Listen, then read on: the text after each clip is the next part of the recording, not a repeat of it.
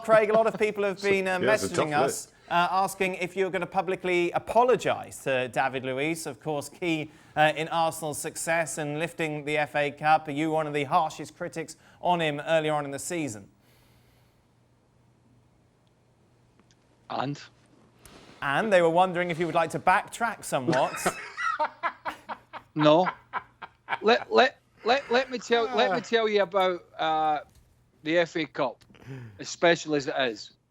It's not the be-all and end-all. It doesn't mean you're the real deal. It doesn't mean you're the best team. Little time ago, I think it was 2012 or 13, Wigan Athletic won the FA Cup, costing Roberto Mancini his job, and they were relegated from the Premier League that season. It doesn't mean everything's fixed. David Luiz, listen, I don't know, and there's not one person on our show that wasn't a critic of David Luiz, particularly how he started after the restart. No, but just because everybody says it doesn't mean that it's right. You said it was a disgrace when he was giving a new contract. Yeah, he's done pretty well, hasn't he? Oh, right. So, pretty well's okay. Yeah. Oh, well, David's done pretty well, so that's it. That's all the problems at Arsenal over. But David Luiz, Craig, you have to give him that. He was good in the semi-final. He was man of the match. You have to give him that. No, I did. Agree? And I did say before we started recording, when we were about to put up some stupid graphic, saying, how can we put up a graphic saying David Luiz is making more mistakes than he ever did when the guy's just played 2 or 3 of his better games? And I say that, inverted commas, better games.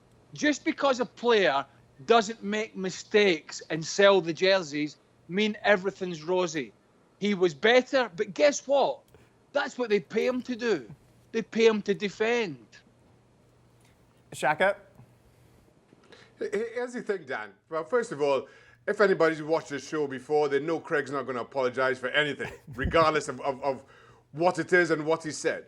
Secondly, David Luiz, as Craig was just alluding to, he's paid to play football for some, 40-odd games a season. If he has 15 atrocities, which he is more than capable of, and making some of the most basic errors, he's right to be criticised for those 15 errors, even if he has outstanding games in the semi-final and final. He is judged over the course of a season. He's been great to finish off this FA Cup final. Arsenal have lifted the title. He'll be praised for that. That's all well and good. But it doesn't negate some of the idiocy we've seen from him during the course of this season. Be quiet. Yeah. And I said to you on Saturday when we were doing the broadcast, it was the perfect scenario for him because Olivier Giroud, who's, I'm not going to say he's a bad player because he's done some great things, but he's not going to run away from you. And that was the perfect scenario. And when people say, well, what was the difference between that and City?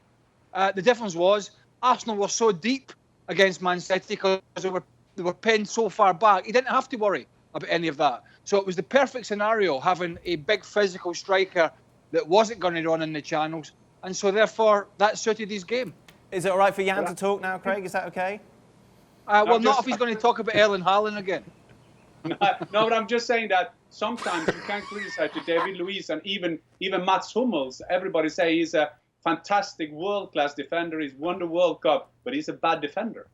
He's defending bad sometimes. And if it's deep or he could do his, then he will be good as well. So I can understand the argument, but I haven't been here so long, so I understand that Craig will never apologise. Fair enough. I learned that from Shaka today, so then we go back to Holland.